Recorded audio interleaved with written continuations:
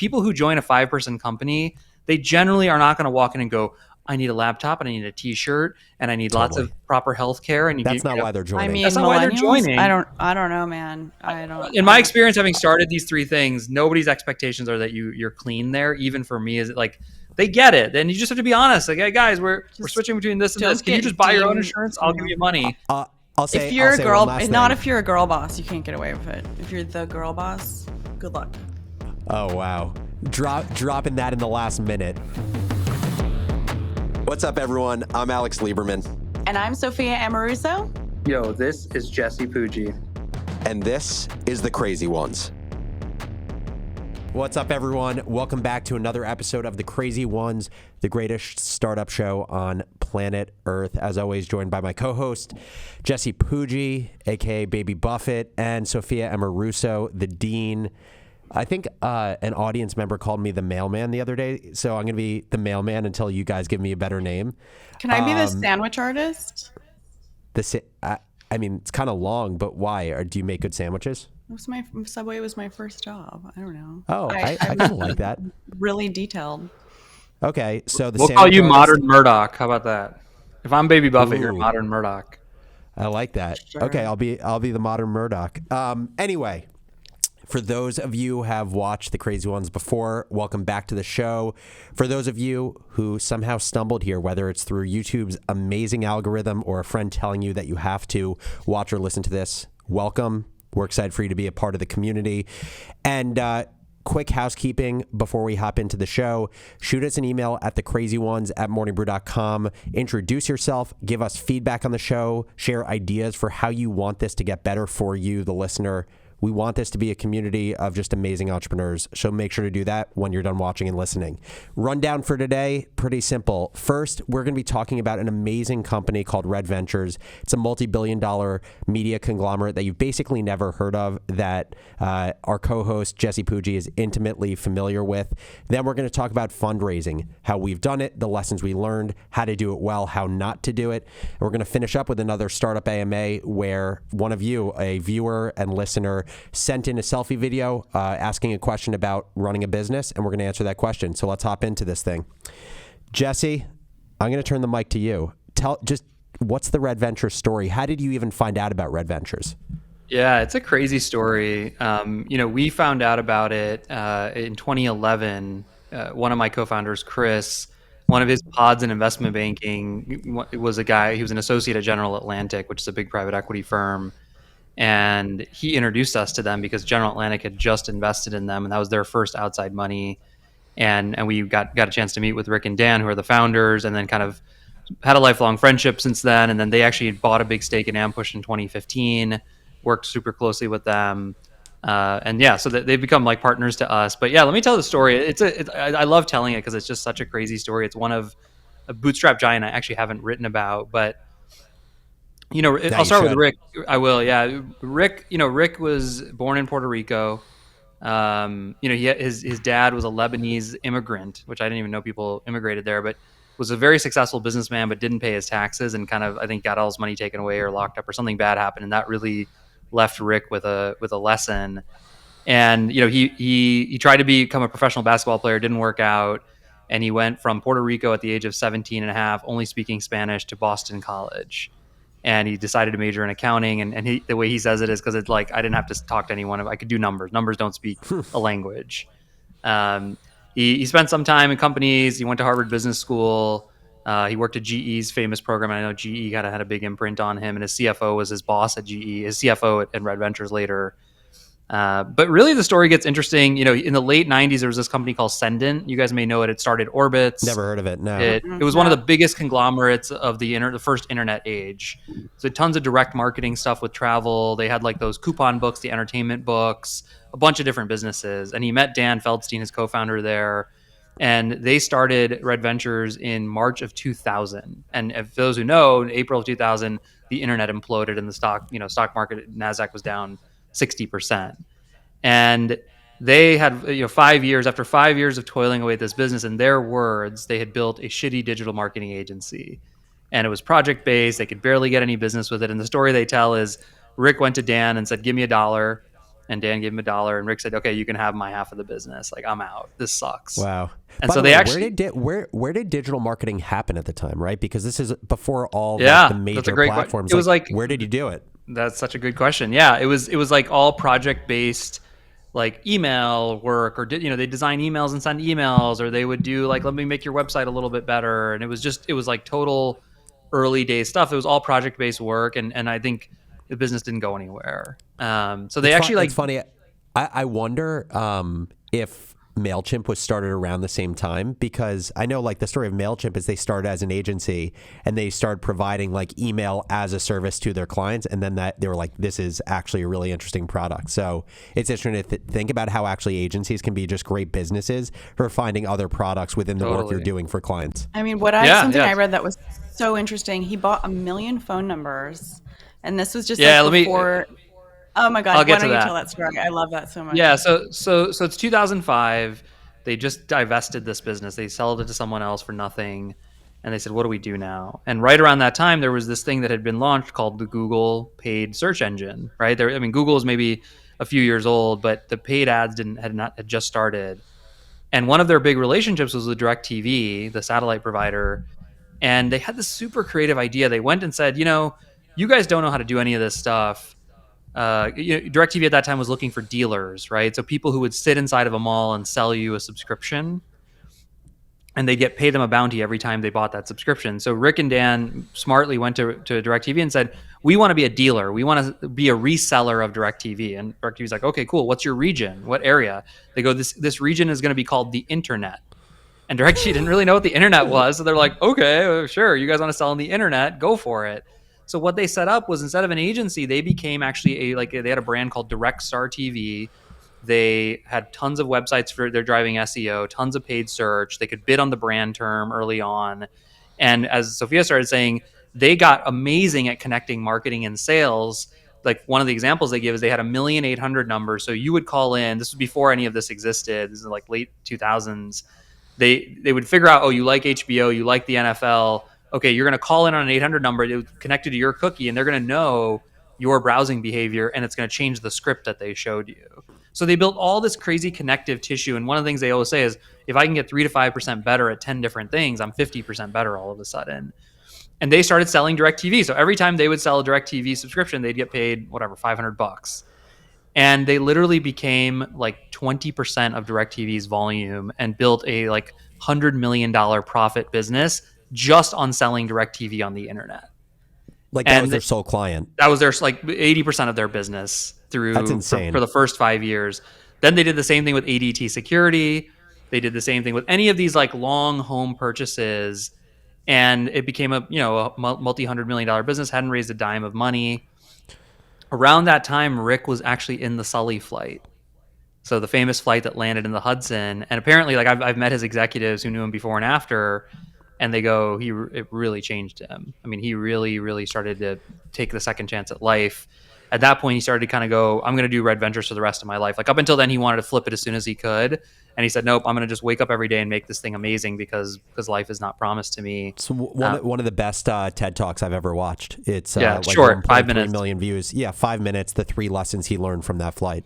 Yeah, and they were all about kind of urgency, making the most of the moment, your family, and he lives them very much. Like, I've gotten to know him really well, and he's home at 6 o'clock. He'll jump off something because his kids need something. Like, he's done really well. So anyway, they started to expand this business into Verizon Wireless, American Express credit cards, you name it. If it was a high lifetime value purchase, they built a huge business line around it, and it became a bunch of like independent businesses. They would develop talent into it. It was all homegrown talent. All of their leadership team, like, they hired out of college, trained how to do these things. And General Atlantic found them. And in classic Rick fashion, he's like, the story I heard from my friend was, he's like, you have 10 days, come here. Here's my terms. You either invest or not. And they came in and generally go, please, we're going to invest. So they bought $150 million stake, all kind of secondary. So that was a big win. And they started helping them expand into different horizons. And that business itself became hundreds of millions in profit. But, after 10 years of running it, like, Rick could see that, hey, I need to grow in different ways. And there may be some threats. Like, people are getting smarter about digital. They don't necessarily want to outsource their entire sales and marketing. That was always the question around their business. And so he started making a lot of bets. One of the bets was he invested in Ampush, and we took their same business model and applied it to direct to consumer companies. So we started taking on, we went from just doing paid social to doing everything, and charging a more aligned compensation model, not a percentage of spend, but a per customer kind of fee. And that was really changed our business a lot. At the same time he invested in us, they bought a couple publishers. So they were like, oh, let's buy reviews.com. And they applied the same skills that they had at SEO, paid traffic, on-site optimization, and I think most importantly, their unique culture of just move fast, decisive, get stuff done. Um, and they bought, I think, a publishing asset, and they tripled the EBITDA in 8 months. Was that when they bought Bankrate, or was this Well, so before no, Bankrate? so that they kept eating, Rick is one of the best risk reward guys out there. So like, let me buy like a $4 million. I'm going to invest in Yep. Ampush. I'm going to invest $4 million EBITDA, but like he did 5 things, right? Yeah, he like sizes bets well. Sizes bets well. Then they crushed it. He goes, okay, let me buy like a $15 million one. Same thing happened. Then eventually he's like, fuck it, I'm going to buy a publicly traded company called Bankrate, which was, owns the points guy, owns creditcards.com, you name it. And, unofficially the same results. They multiples of whatever profit those businesses were generating, they generated via amazing culture and being really thoughtful and quantitative about all the pieces. And then they just went crazy with it. They bought healthline.com, which is the biggest healthcare business. They bought CNET, they bought Lonely Planet. And now, by estimates are anywhere from 10 to 20 billion, but the company, they raise money from Silver Lake, but again, just in terms of secondary, like they've never, as far as I know, they've never raised equity capital onto their balance sheet. So they've all Yeah. been driven by their Wow. profits and their ability. And now it's I admire Rick a ton, partly because I think his work-life balance, his relationships with his wife and his family are just incredible. Like he really has done that piece of it. He credits a lot of that to the plane crash, funny enough, right? He's just like, I have perspective.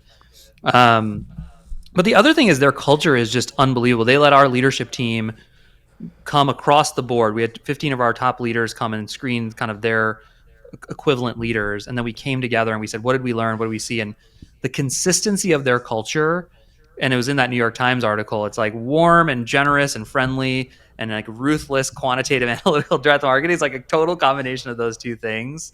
But it's an absolutely incredible story, and just a Well, it business sounds that like I the admire in so many embodiment ways. of Rick. Like the way you describe the culture 100%. seems like this embodiment of like he seems like a very warm, empathic person, but on the other side of it, he's like very quant focused.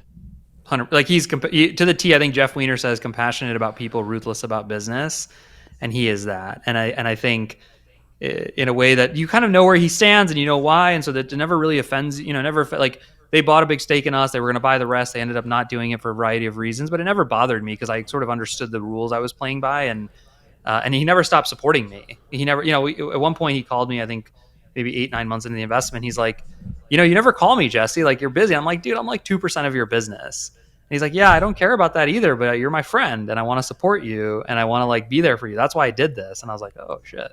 Like So that's for entrepreneurs listening to this, what are like the biggest lessons that you've actually taken from your experience with Rick as a friend and a mentor, and like you really try to put it into practice in your own businesses that you run?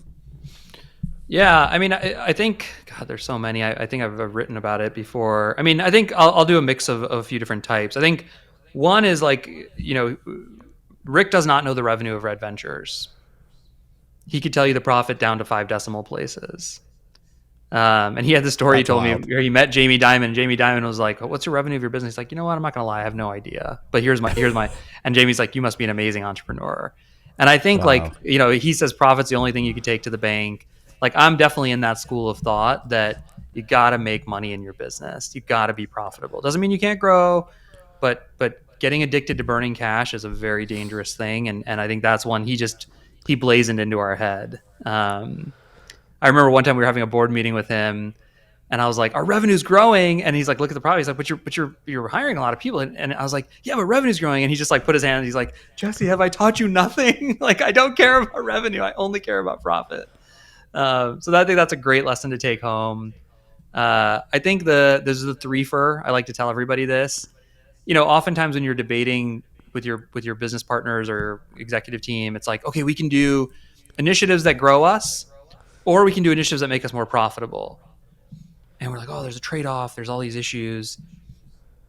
What about all the ones that can grow you and make you profitable at the same time? And in fact, he's like, grow you, make you profitable, and teach you about another business line. So his view is, because it's so you have such limited time anyway, you should always pick initiatives that give you the three for. Like, it has to be, it's a really hardcore way to prioritize, but it's essentially to say, I have to find three ways I can win in this situation. Same thing for M&A deals. He has to have multiple ways, or he just won't do it. And he'll just say no. And he's incredibly disciplined about everything they spend time on, every business they buy. I have to see and be able to articulate the three for. So I love that one. That's another really good one. I'd be Uh, so fascinated in how he spends his time on a daily basis now. yeah, I mean, I could tell you, he's like a doctor. He spends 15 minutes. He has 15-minute meetings. He's scheduled probably 80% of his day, and they're all just meeting his business leaders. How are things going? What needs to get done? Let's talk about this. And he can. One of the things about their culture that's hallmark is, you could show him a Facebook campaign and he could go to the bone and say, what's the click-through rate conversion? Why is that happening? All the way back up to like financing a multi-billion-dollar transaction or whatever. So the whole culture operates that way. So everyone has that ability to go up to down in terms of the detail level. Not that they do, but they can if they need to. Which That's is pretty probably a good third incredible. lesson, And the third lesson, actually, I'll talk about. I think is just very not normal. I sat down with him in a meeting once, and I was like, "We're going to target a 25% EBITDA margin next year." And he looks at me and he goes, "Cool." I'm like, "Why?" I'm like, "I don't know. It's a good margin. What are you talking about?" He goes, "Well, why not 28? Why not 15? Why not 40?" And I was like, well, I don't know. We're just picking this number. I was like, he's like, well, how are you teaching your leaders about that? I'm like, well, I give them targets also. And he goes, but what if they could do 30 and they're going to do down to 25 because you've just managed it that way? And I was like, oh, that's crazy. And he was like, look, lots of people run their businesses by giving top down targets and then people managing to those targets. We don't do that. We give people targets based on the input metrics. We talk a lot about what's click-through rate going to be, what's conversion, what's headcount, what's number of phone calls the sales team is going to make, because in his experience, margins can always be better and higher by focusing on those metrics and not giving someone the ability to manage to a top-down target. And so that like blew my mind when he said it. And then I started trying it and realized, oh my God, it really is. It's a totally different way of running a business and managing people that like unlocks all kinds of opportunities you wouldn't otherwise find when you just kind of say, well, here's the package, go hit this package. So that's another thing to play with, which is manage your input metrics, and you may see your margins and everything else beat whatever goals you could ever imagine, versus giving margin targets and then trying to manage to those. I also think something that's really interesting and is that, he bought these companies like, HealthNet, Healthline. Healthline, the Points Guy, these businesses where the commission that they're getting on these sales is based on this really big lifetime value of the customer. So the commission for something like a credit card, affiliate might be something like $300 to $900, where with something like Wirecutter, it's just like, it's, I don't know what, a few bucks. It's very 15, little. 20, yeah. Really, really smart. Just kind of looking at a product that already exists or a way of making money that already exists and figuring out how to make that, the margin of that and the revenue of that, doing the same amount of work so much greater.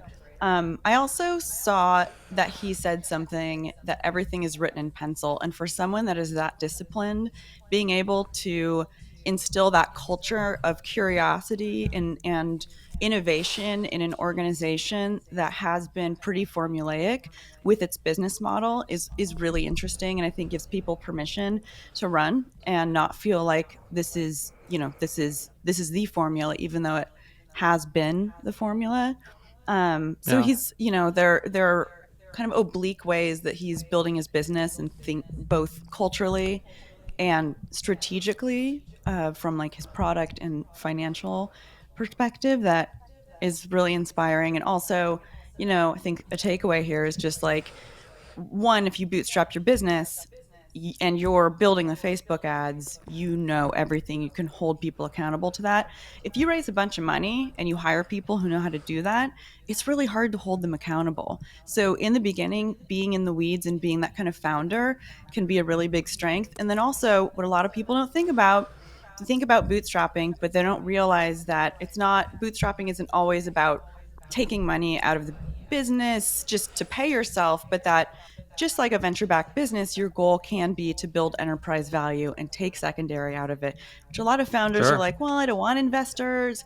It's like, well, when I took 50 million from Index Ventures and my company was profitable and didn't really need it, that was a really big deal. And that's, I owned 80% of that. And it's rare, but it's possible. And it's Yeah, another, and and you call the yeah, shots too. I great mean, he example of again, that. he gave them 10 days. He gave him 10 days. Totally. He said, "You can invest or not. Yeah. It's not doesn't matter to me." But and that really flips the whole relationship in a unique way.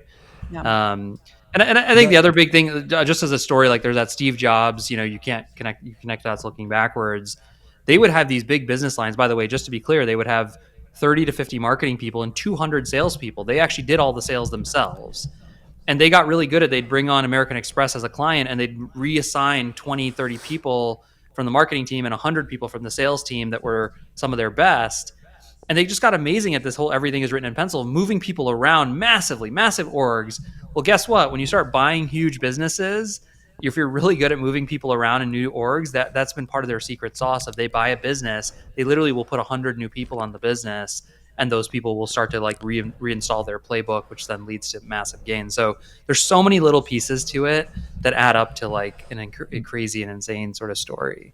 the final thing I'll say is I think as you were talking about Sophia, this idea of their focus on high LTV products, whether it's like credit cards or, direct TV packages, it makes me think about something that frames a lot of my decision making in life, which is this concept of talent arbitrage. When I think about why I've had success as an entrepreneur, I think I can attribute 80% of it, maybe not 80, maybe I'm like being too much of a jerk to myself, a lot of it to leaving finance and going into media, because I think there quite literally was an arbitrage on the talent and skill of people in financial services versus in the media industry on average. There are still a lot of smart people in media, but I would say the density of smart, skilled, ambitious people was way higher in financial services.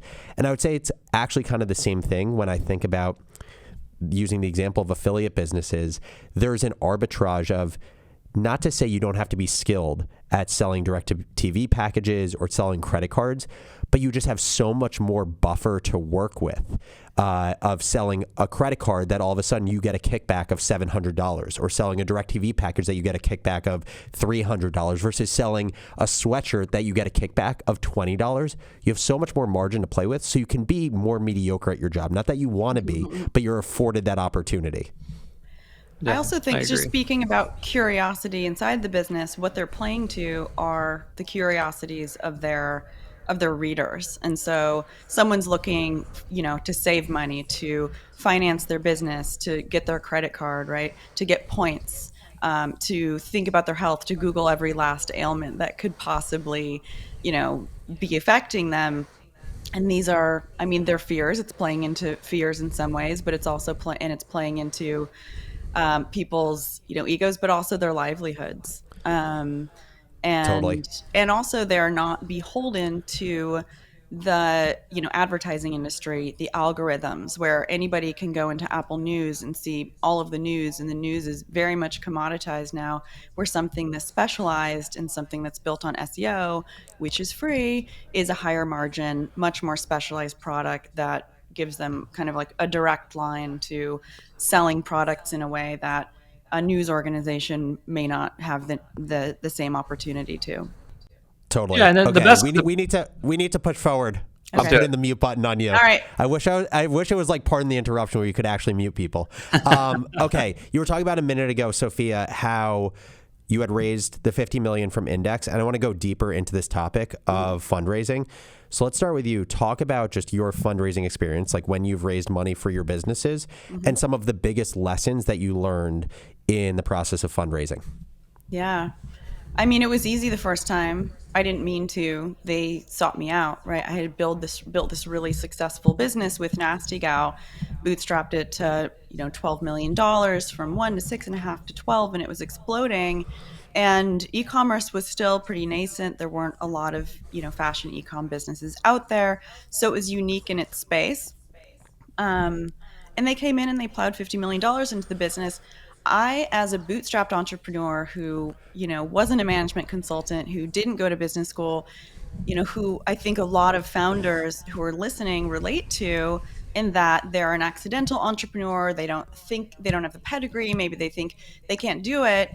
There is a learning curve. There are advantages for starting a business from the outside and not looking at it in the same kind of formulaic way that you may be taught, that someone may be taught in business school. But at the same time, without the exposure to that, either inside of an organization as an employee or an executive, as a consultant, or through business school, your learning curve is much higher. And the whole serendipitous, story of that has been very cute. But once you plow $50 million into a business, understanding what to do with it is an entirely different game. Turning $1 into three, into six with a bootstrap business is pretty simple. And if in a perfect world, you don't know your top line revenue because you're doing something as simple as making more money than you're spending, which should be the most essential metric of your business. I think you have to understand the objectives of the investors. Understand that their goals are not often aligned with yours. They may say, "We support you as a founder. We believe in you. We want you to do, what you want. We're going to continue supporting you along the way, even when things get bumpy." But their attention can shift when things do get bumpy. And that's What were when the objective of your investors? the objective of all investors, just like the objective of any business, is to serve their customers or their bosses. And venture capitalists are beholden to their LPs or the bigger fish that invest in them as one asset that is among a variety of diversified assets. It's their job to, on paper, take your company and say, Nasty Gal is worth 350 million today when we invested in it, and push you to maybe even be an overvalued business, because their investors don't know that. What they're showing those investors, even though you haven't sold the company, and that is, kind of funny money, it's on paper, is that their investment has been successful. And they can show them that they've marked up their investment and that their return looks amazing. And so that's their job. That's their ultimate job. And if that's not what's happening, they move on. It's not their money. They're making a lot of bets. Even $50 million is something that out of a growth fund is not much to lose, and their attention will shift. I think it's a great thing as long as your eyes are wide open and you're understanding, like, everything is alignment. The three of us, we all have reasons to do this show. It helps us all in different ways. And so as long as we all feel aligned to it and whatever the objectives of it are, we're going to keep doing it. And if we don't, for some reason, we'll change our perspective on that. And that's true for every single business, every employee of yours. They're there because they're getting something that's beneficial, but not in a bad way, but benefiting them, money, learnings, etc.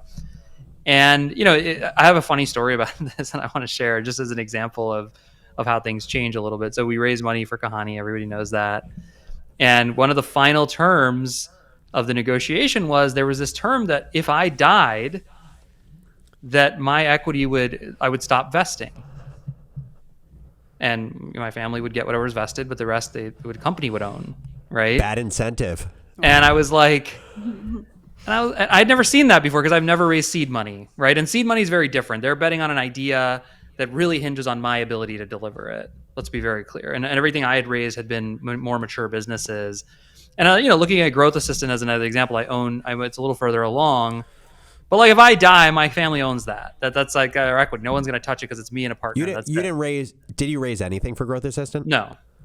Okay. Growth Assistant's totally bootstrapped. I die, my family owns that, and they'll sell it or whatever. Morbid fast.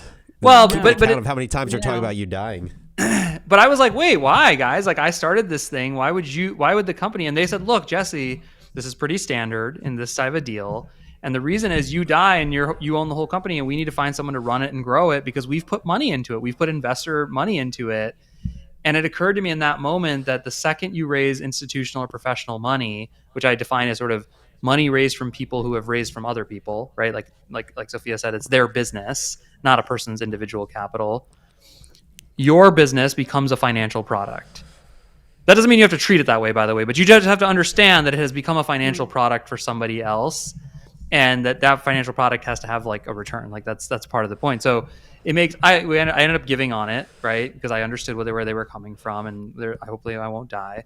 But I think it was just a really stark contrast to someone who's bootstrapped businesses his whole life. For the first time, I was like, oh yeah, this is not like, this is a financial product for these guys. They have to make sure that the cap table stays clean in the case where I die. Right. I feel like you have to have been like the first person in months that asked these investors about the death clause. Like I feel like I didn't ask. I because you redlined it out. I said, "What are you talking about? I died. This is all my family's equity. Screw you." Like that was my starting position. I didn't say screw you. They're No. very like, it was a very, but I redlined it out. I said, no, this is zero. I'm not giving you. This is mine. And then they came back and they said, no, Jesse, this is a really. There was a sticking clause. It was a thing that we like got down to the wire on. I horse traded other stuff for it, but ultimately it was important to them, and I get it. I get why it was important to them, but it is different. Just to be clear. What kind of businesses do you guys think should raise money versus shouldn't raise money? I mean, what a you know, great question. yeah, Jesse, anybody can use, right, Facebook or an ad agency doesn't necessarily need to raise money. A commerce business, depending on the amount of R&D that they have to do to create their product, may need to raise money. If you're going to trade shows and buying shit and starting small, probably don't need to raise money. If you're building software, may need to raise money. Engineers are Yeah, expensive. So I guess curious on your thoughts of what kinds of businesses should be raising money and what kinds of businesses shouldn't. I have an I answer, mean, but Alex, you go first. my answer is if you have an exceptional reason that you need to buy time and the payment for that time aligns with the incentives of the person that is putting capital into your business. Because there are examples of businesses where you may want to buy time, as in be able to accelerate the business in a year that you could have done with your own capital in 5 years, but you can only grow your business 10% a year. And, the average institutional investor is looking for you to double for 3 years straight once you hit $1 million in revenue and then keep growing fast. And that may not make sense. And then there are a lot of businesses where you don't need to buy time. And when I talk about buying time, I think one of the biggest reasons there is for a business to buy time is if you are in a winner takes all market. And so a winner takes all market is, I would say, generally markets that are defined by network effects. So businesses like Uber or Airbnb, where every additional customer that you bring on, it makes the product better for previous customers. And because network effects are so strong, generally there will only be one or two players that win in that market. That's where it makes sense to me. And I would say the other place that it makes sense is, if not just buying time, if you need to buy the ability to run your business, meaning the cost of capital up front is simply that something you can't do on your own, and it is impossible to prove product market fit without this initial cost of capital. Just to provide a stark contrast to that, for Morning Brew, I would say, we operated very intuitively in the early days because we didn't know what was status quo or the right thing to do in entrepreneurship. But for Austin and I, we had always heard kind of these horror stories of raising VC money. And we'd especially heard horror stories with media businesses because, again, we grew up in media at a time where kind of like the golden children of media were Mashable, Mike, BuzzFeed, Huffington Post, Vice, Group 9 Media. And basically every business that I just named has gotten whacked as a function of their cap table and how they've grown. And so we didn't need to buy time. We were college students that didn't even know we needed a business or were running a business. And we didn't need to get capital to prove that there was product market fit because the cost of our business for the first few years was $100 a month on MailChimp. And so I feel very grateful that our intuition was right. And we weren't necessarily so thoughtful about it. But yeah, not raising VC money and raising $750K from family and friends, I think was one of the best decisions we made in the business. Yeah, I'll give my quick kind of framework when people ask me the question. I'd say there's two questions. There's a question personally, which is the most important one, I think, and then there's a question about the business. And the sub questions personally are, what do you want your life to be like in 5 or 10 years? Do you want to be the king and own it and run it and make the calls? Or do you want to kind of have something bigger and potentially bigger and more meaningful, but like have a board and have this kind of structure where you're essentially working for the company, you're an employee of the company. I think that there's like a big difference there personally. I think also personally is like, how much money do you need and how much do you have and how much can you stay without money? Like, and I think in either case, let's say you don't have very much money, well, that's either a reason to start a very cash flow oriented business or a reason to raise money. If you can go without it for a while, like you did, Alex, with your parents' help, and I did early on, my parents, like, then like, yeah, you can get away with bootstrapping something that might also be a fast trajectory. But anyway, the first question is personal, very personal. The second question is business. And I think I agree with Alex, covered off on the business questions. Like, is it linear growth or exponential growth? Is it network effects, not network effects? But depending on the nature of that business and what, the easy thing, by the way, my easy hack for this is go find a bunch of similar businesses to yours and that are 5-10 years out and look at their market caps. There's not that many big agencies that haven't ultimately done a lot of M&A using their profits, right? There's not like, whereas there's lots of software businesses that have huge market caps. Like, you can just see where things go by looking ahead at similar businesses to kind of glean what type of business you might be starting. I want to go around the horn before we move on to the last topic with one question and one recommendation from everyone. Let's assume an entrepreneur is watching or listening to this, and they know they're going to fundraise. So they've already listened to kind of our warnings as well as our frameworks for when it makes sense to raise capital. They've decided to raise capital, and they're wondering, how can I stack the deck in my favor? How can I effectively raise capital, especially right now in an inflationary, potentially recessionary, high unemployment environment at the moment? What is one recommendation you have to successfully raise around a capital? Sophia, we'll start with you. I would say don't optimize for ownership, optimize for a valuation that you feel like you're able to fulfill on, and don't end up in an overpriced like purgatory where you're unable to raise because you've had the glory of having a 10x valuation for a business that has $1 million in ARR. Love it. So don't be greedy and be realistic about your value. Yeah. Jesse. Prepare and plan to take 100 phone calls, 100 meetings, and you'll be successful. That's it. Just talk to a lot of people and build a big pipeline. I mean, that's the best advice I can give anyone. Sophia, no, I asked for one. Fine, you can do one more. Show your deck to the investors that you care about or want to work with the least and bounce it off of them before you take it to the ones that you really, really want. I love that. My recommendation will be, it's actually a combination of what Jesse and Sophia just said. Get in a ton of reps of telling your story to people who don't matter so that you can be a great storyteller to the people who do matter. That is fundraising in a nutshell. I'm sure we're going to talk about it a lot more in future episodes, but let's move on to Startup AMA. So we have a Crazy Ones listener who sent in a selfie video. They're an early stage entrepreneur. We're going to listen to it and then let's opine. Hey, Alex, how does a startup get attractive benefit packages at competitive rates before they hit a large group headcount? Okay, Jesse, you said off cam that you've dealt with this recently. So how do you think about benefits in the early stages of a business? Yeah, I mean, a couple of interesting things. There's certain state laws that are different for different places. So one cool thing about California is they force you, or whatever they provide for, you get the same benefits as any small business of a certain size.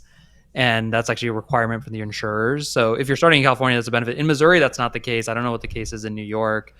When we first started, we just did normal insurance as a small business because we were starting in California, and that worked. This time around, we've, and we looked at PEOs, and what PEOs are, I don't even know what it stands for, but they essentially take your employees onto them as if they're their employees. The famous one is TriNet. It's like a big publicly traded company. And by aggregating a bunch of small businesses, they basically can negotiate and get as good of benefits as a big company. Now, the process at TriNet used to be a total disaster. They had to they were on their payroll. They legally weren't your employees. They sent the paycheck and they were employees. It was like this really messy thing. So I never did it before. But now these newer companies like Gusto and Rippling have made it basically seamless and made totally like a white labeled. Like employees don't even know any different. And they offer amazing benefits. So we did a whole analysis and ultimately chose to go with the Rippling PEO. And just for context, there's all these options. Like you said, there's Rippling. We used JustWorks in the early days. Before that, like the true OG days where there was just a few of us, we used Oscar. How much does like health insurance in the early days cost? Like, how are you charged by Rippling as a business? Yeah. So, these guys have like a normal payroll service, like an ADP, where it's some per head count, say 20, 30 bucks. They also make money on the float. They're amazing businesses, by the way, separate topic. But what you normally just pay out, for a family of, I think before what we were doing for a family of 3 or 4, we'd pay $1,500 a month. For an individual who's younger, you maybe pay $300 to $500 a month. When you join the PEO, you pay Rippling more money, but they get you a way better plan for less money. So actually, we did all the math, and it nets out way better to do the PEO, assuming it's not disruptive to the business. Now, TriNet, from our experience, and it was just so disruptive to the business and the operations that it wasn't worth it. But it seems like Rippling has solved that problem. Well, I'll let you know in a few months, but that's what it seems like. Sophia, what are your thoughts? I mean, I think what we're not talking about are the kind of benefits that you can give people that aren't necessarily through a payroll system or through something like JustWorks, which is what I use with my team of 2 at business class. But things like unlimited PTO, people don't take advantage of it, right? Like they'll leave for a couple weeks a year, but it sounds really great. Things like flexible work schedules, being able to work from home. There are these softer benefits that you can give people that really cost the company no money. And if you approach, if you treat your employees like adults, they're going to show up, they're going to do their job. It's going to be more about their contribution than it is about their butt being in a seat, 40, 50, 60 hours a week. And that really gives people a sense of kind of respect from a company in a way that typically isn't. We've talked about companies literally measuring like the time it takes for someone on their team to send an email. And I think that is like the complete opposite of how companies should be thinking about their businesses, unless it's like a fulfillment center or something just super simple like that. How fast does it take to pack to pack something? But giving people room to run. Yep.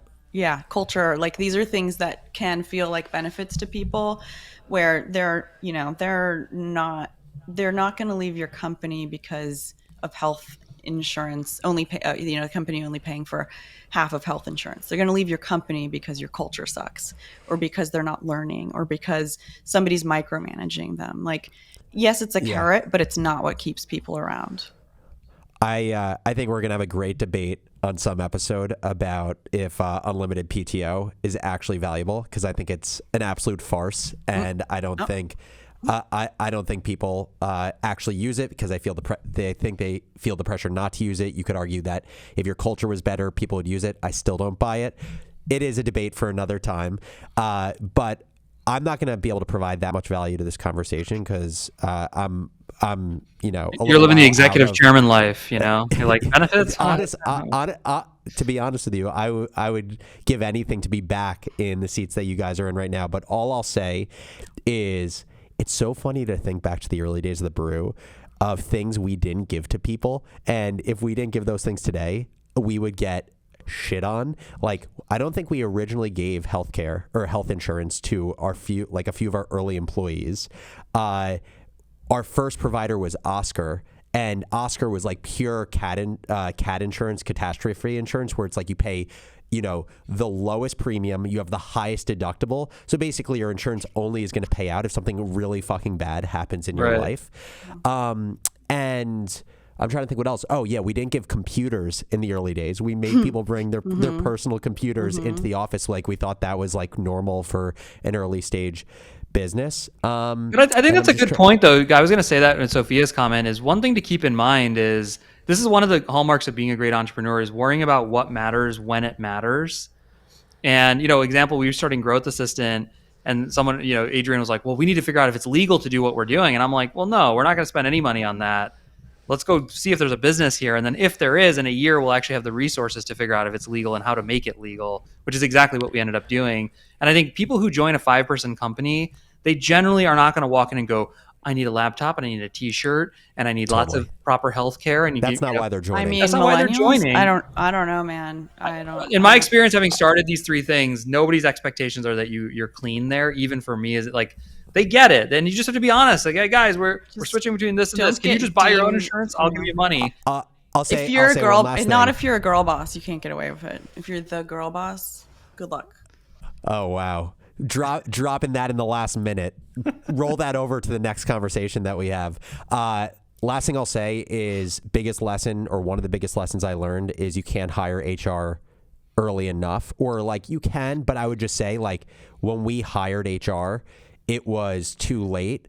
It's one of those things that you're never going to feel like it's the right time. But if you hire a great HR person early, a lot of these things, like the conversation we're having right now, you don't even have to worry about if you have someone you trust to do this. Sophia has given me the eye roll. disagrees. I think HR another is good where debate. complaints. I think HR is where complaints go to die. I think anybody can administer benefits and payroll. I think learning and development is important, and I think all of the benefits that we're talking about can be run by someone much more junior or by someone on the finance team. Well, if you end up working for Sophia's future company, make sure not to apply to HR. Complain to your boss. Crazy Ones listeners, we'll leave you with one simple question. Do you think that HR is where complaints go to die? Shoot us an email at thecrazyones@morningbrew.com. We'd love to hear your thoughts, and this feels perfect for a future debate. Thanks, everyone, for listening, and we'll catch you next week. Thank you guys so much for watching this episode of The Crazy Ones. If you're an entrepreneur or a builder and want more great startup content, make sure to subscribe on our YouTube channel or wherever you get your podcasts.